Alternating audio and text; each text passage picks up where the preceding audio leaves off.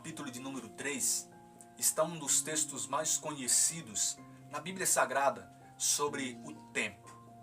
O versículo 1 começa dizendo que para tudo há um tempo, para cada coisa debaixo do céu há um momento determinado. E no versículo de número 4 a palavra diz que há o tempo de chorar e há o tempo de sorrir, há o tempo de gemer e há o tempo de dançar.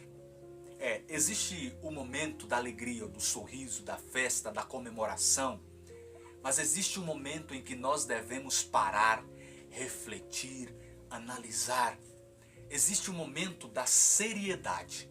Meu irmão, minha irmã, muito já se falou sobre otimismo. Existe até mesmo um vídeo daqui do canal com esse tema. Mas eu sempre falo, e é algo que eu creio, que o otimismo não exclui a necessidade de nós olharmos para as coisas com um olhar de realismo. Ver as coisas realmente como elas são. E não criar uma visão apaixonada, uma visão ilusória das coisas. Nós precisamos olhar e ver a gravidade das coisas, a gravidade das situações. Existe na Bíblia Sagrada vários momentos em que a festa, a alegria, o cântico não era recomendado por Deus e não era aprovados por Deus. Em Êxodo, capítulo de número 32, por exemplo, a palavra fala que Moisés havia subido ao monte. E quando Moisés estava no monte, o povo embaixo ficou inquieto com a suposta demora de Moisés. E o povo foi até Arão e pediu para que Arão construísse um bezerro de ouro. E depois de construído aquele bezerro de ouro, pela manhã eles assentaram-se para comer e beber e depois se levantaram para se divertir, para se entregarem à farra. Mas aquela alegria, aquela comemoração toda estava acontecendo diante de um ídolo, distante de Deus. Esta alegria, esse cântico jamais seria aprovada pelo nosso Senhor. E em Amós, capítulo de número 5, versículo de número 21, Deus diz assim: aborreço vossas festas, elas me desgostam, não sinto gosto algum em vossos cultos. E no versículo 23 a palavra diz: longe de mim o ruído de vossos cânticos, não quero mais ouvir a música de vossas harpas. Deus fazendo uma dura crítica ao que o povo estava fazendo festa, entoando cânticos, quando na verdade nada daquilo condizia com a vida do povo.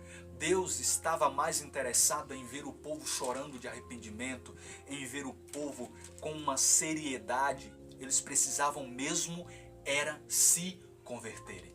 Nós devemos cultivar a seriedade ao olhar para nós e analisar em que estado eu estou. Porque se eu estiver em estado de pecado grave, se eu estiver distante do Senhor, se a minha comunhão com Deus estiver comprometida, eu devo sim olhar para tudo isso com um olhar de seriedade.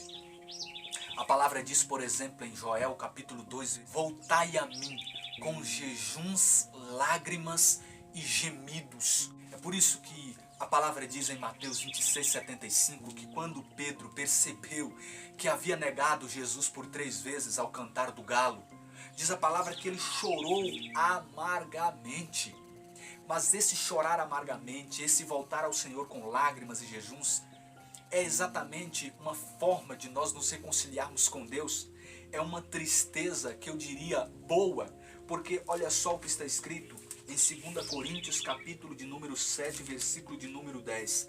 De fato, a tristeza segundo Deus produz um arrependimento de que ninguém se arrepende.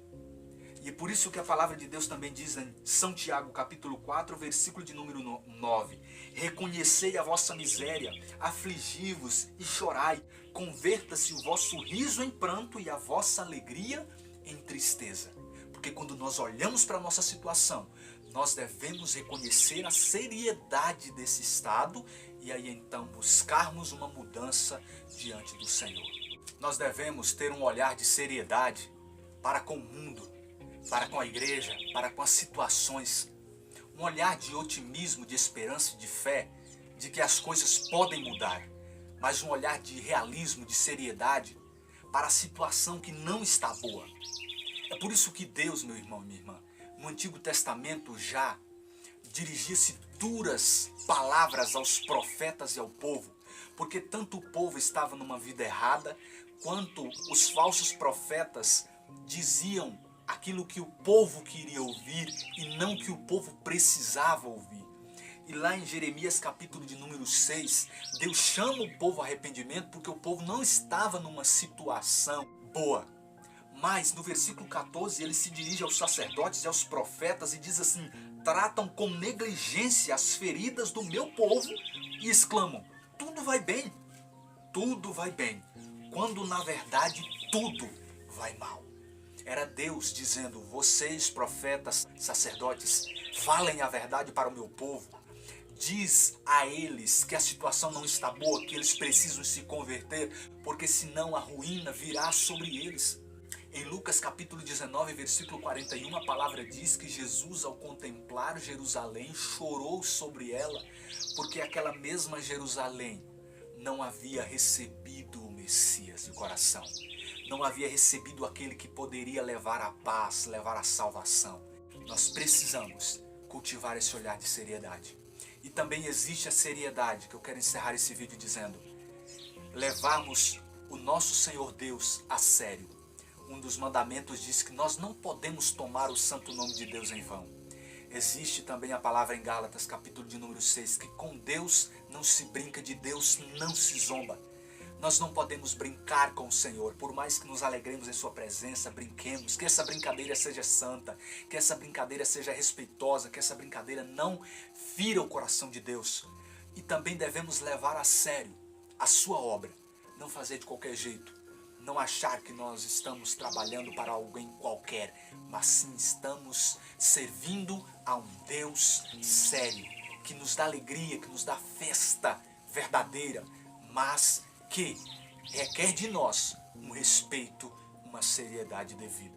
Essa é a mensagem desse vídeo. Que Deus abençoe você e até o próximo tema dessa série.